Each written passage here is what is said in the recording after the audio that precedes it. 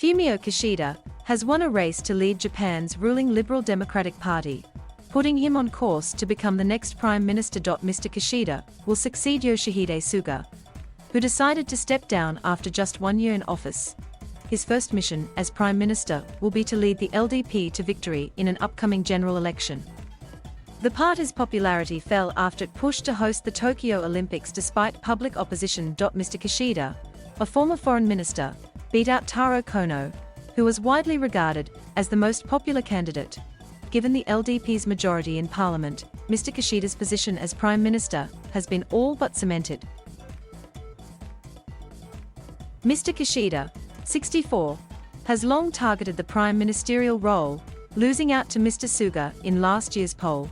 The new Prime Minister faces a range of tough issues including post-pandemic economic recovery and confronting threats from North Korea. He has called for a health crisis management agency to be established in order to deal with the pandemic and backs the idea of passing a resolution condemning China's treatment of the Uyghur minority. My skill is to really listen to people, Mr. Kishida said after securing his win.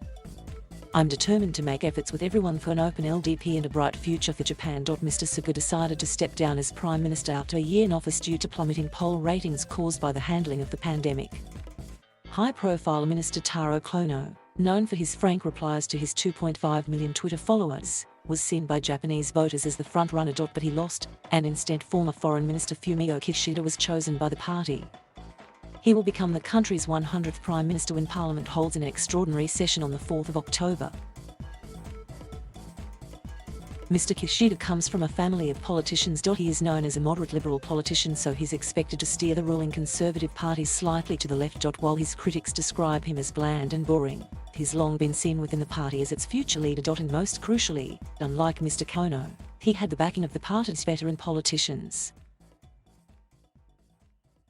His promise to spend billions of dollars to help the world's third biggest economy recover from COVID restrictions. Unlike another rival, Sanae Takache, he has been more critical of the economic policy of former Prime Minister Shinzo Abe, known as Abenomics, saying that only the rich got richer. With China also high on the agenda for the leadership election, Mr. Kishida has accused Beijing of wanting to export its authoritarian system. Ahead of Japan's general election, voters will be watching how he aims to balance relations with the US and China.